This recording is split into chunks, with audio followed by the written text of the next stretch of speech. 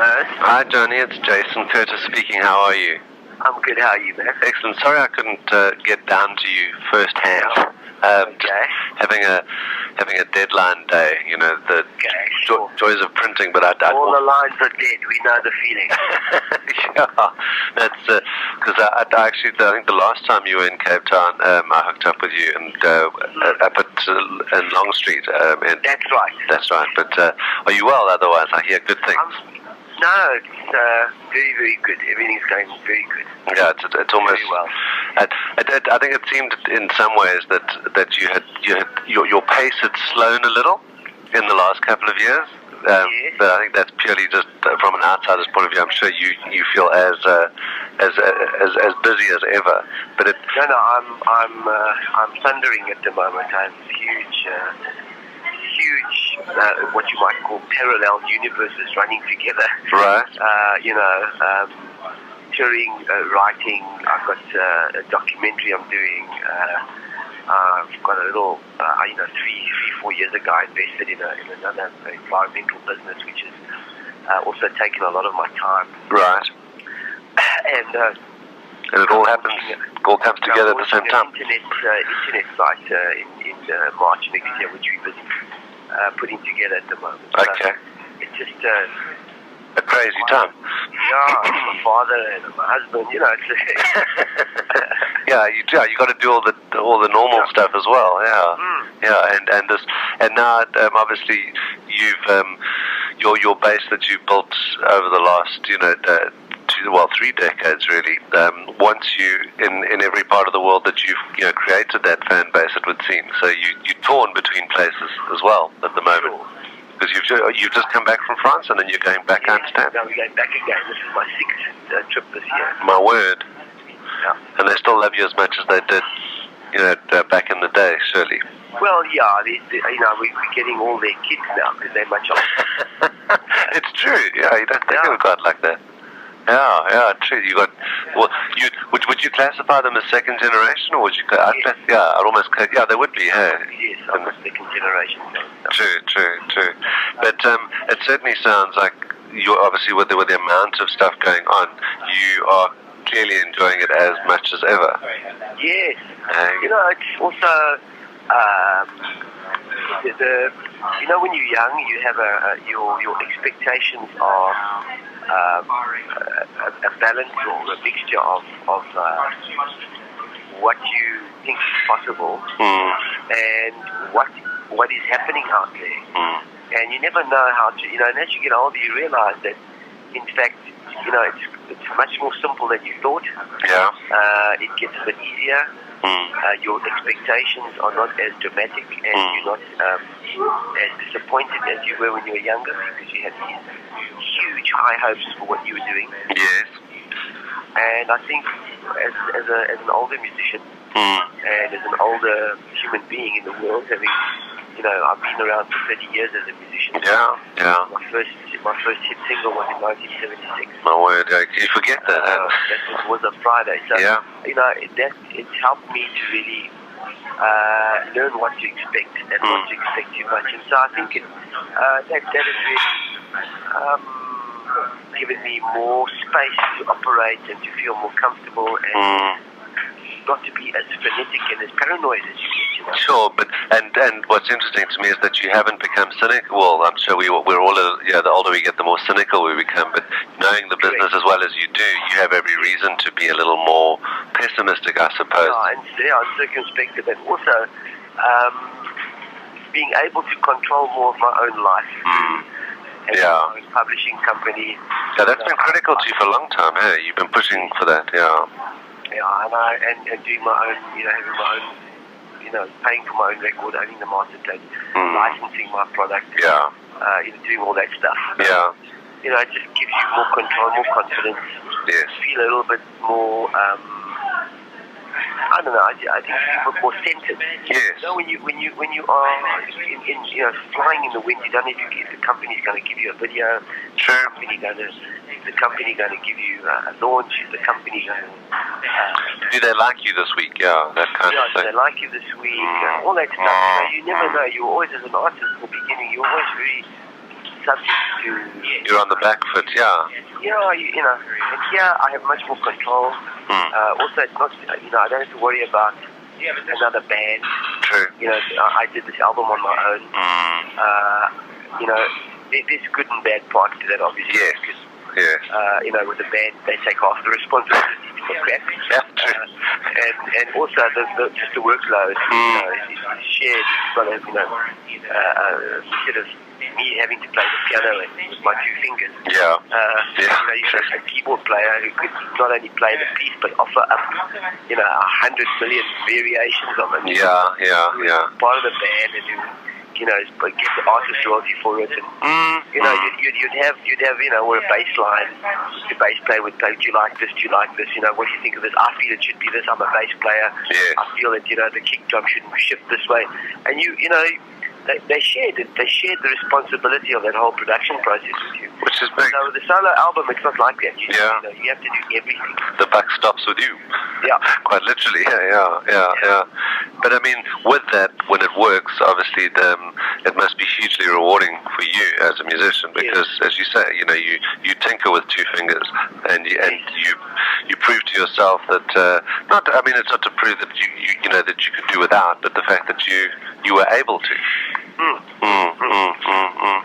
But now this album definitely sounds like it's a confirmation in so many ways of the road that you've walked, because I can remember decades ago your message was a lot more, I don't want to call it militant, but obviously it was a lot more, you've always been socially... Yes. Yes. But now it's almost like you're celebrating more than you are persecuting, I suppose, or finger pointing. I have 5 political songs on the album. Yes. From Zimbabwe, which is a very, very tough, hard-hitting song called "The Revolution Will Eat Its Children." Okay. Which goes back to the French Revolution and the terror. Remember Robespierre? Yes. The French coined the phrase "La Révolution mangera ses enfants," and I used that to write a song about Zimbabwe. Yes. And it's the subtitled "Anthem for Uncle Bob." So it's quite a direct critique. And then there's a number, there's a song about transitional transformation. How two different points of view in the same song. You've got a white chap, he's just an ordinary guy who has to deal with choosing to give up what he knows for what he doesn't know. And the chorus is all historically disadvantaged who have been waiting for 60 years for the change to happen. Sure. They've been saying, Jesus Christ, you must have done something wrong because God's punishing us and this is not happening. It's just those two juxtapositions I put down, because that's what we're living through at the moment. True, and then you also, sing it. I wrote a French, I co-wrote with my manager a French song. Yes. Called "For Pas baisser les bras," which means don't give up, don't put your arms down, don't relax. Yeah. Which is really about keeping vigilant, politically vigilant, especially with all the stuff going down. I was very worried 3 months ago when the government said that they were looking to basically put a muzzle on the media. Yes. I see yesterday or today there's an article in the Business Day saying that they have retracted that. Yes, funny that. No, but that's a very alarming moment. But it is. In fact, they said, no, we're only putting it up for debate. But I just thought, if you're going to debate it, why would you put it up for debate within the framework of the Constitution? Absolutely. That's the whole... which guarantees all those freedoms. Correct. It flies in the face of it. So that song, came out... and it's also a very interesting song because it's English, French, and Zulu in one 3 languages in one song. Right. And then I wrote an Afrikaans Zulu song, my first Afrikaans song. Right. Called "Die Son Trek Water." Yeah. And it's a love song, but very, very traditional, got a lot of traditional styles of compositions with the guitar and traditional choir. What was the motivation to do that? It was a French song. I thought, French is not South African. Yeah, true. If I want to sing in another language, let me try Afrikaans. Yeah. And it also came up in just a weird way. Some Zulu labourers who were doing a cottage at my house. Yes. They were speaking in Zulu, and then one guy just said, let's get back to work. Yeah. As Poelen en Stevens in die sondering water, and he used Afrikaans. So that's amazing. It's amazing work to speaking Afrikaans. Yeah. And it just hit me, That is spoken. It's hip. And I would never have thought of singing Afrikaans in the band. No. Yeah. So it's also, I think it's also quite a moment for me, having done that. And the album is 17 songs. It's a big one. 3 entirely in Zulu. Every single song is, got a strong chorus, a Zulu chorus. And I'm really happy with it. I think it's got a very good, mature. Took me 16 months to complete. Okay. And where did you record? In Johannesburg. Okay. 11 studios. Yeah. Right. Yes. And anybody on there that we would know besides yourself? Well, not really. Probably Mandisa. Okay. My backing vocalist for 20 years. Yes. She's a big fat mama. Yes, she's fantastic. Yeah, she's going to steal your show. You realise that? Yeah, she's a pillar. No, because I was at the Kirstenbosch show. That was less than a year ago. I can't remember exactly when you did Kirstenbosch. That's right. It was fantastic. Yeah, and I just remember thinking to myself, you best watch out, because. Yeah, no, she's gonna keep me off the stage. But I was just thinking, obviously, with 30 years in the music industry, there's a lot that people do know about you, but there's probably a lot that people don't know about you as well. And I was wondering off the top of your head if there were 2 or 3 things that people wouldn't know about Johnny Clegg that maybe they would assume incorrectly. Can you think of anything? Well, there's a new young generation of journalists who know nothing about me. It's quite interesting. I was a teacher, a lecturer, for 3 years. Most people, it depends how old you are. Most people my generation know everything about me, but the youngsters know nothing. I don't know. What would surprise people about you? Because I say knowing is. What surprises people often is that I have a side of me that's an entrepreneur. I've got I've been quite entrepreneurial in my life, which has been a kind of an offshoot of just taking the bull by the horn. I have this business out in electronic waste management. Yeah. I've been doing that for 4 years now. That's so not music, eh? It's so not music. And so it's an environmentally sort of driven business. It gives me a good feeling. And it's a whole new area of environmental sustainability, relating to all the electronic, high-end electronics, because these often get dumped and they land up on a waste heap, yeah. And all the toxic waste leaches off the printed circuit boards into the ground. Yeah, it's true. And you have these dumping sites all around Johannesburg. Yeah. We've come across. I literally thousands of computers, old computers. Yeah. And then you pick them up and you destroy them. No, we don't. So they're on private property. These are dumping sites. These are illegal dumping sites. Okay. So it's just, you see that, you realize there's a problem. So we started a business basically recycling all of the stuff and doing it in an environmentally compliant way. So that's something that people are quite surprised to hear. Yeah, definitely. And the fact that you have, I can remember certainly over the last 15 years, you like you were saying earlier, that you own your own masters, that you started your own record company, stuff like that. Sure. Yes, I was always aware of the power relationships in the music industry related to, the people with money and the people who are artists. It was always an issue over that. Yeah. And the fight over royalties and the fight over counting and all that stuff. The usual stuff. And I just wanted to get away from it because the only way I could do that was to take control. Yeah.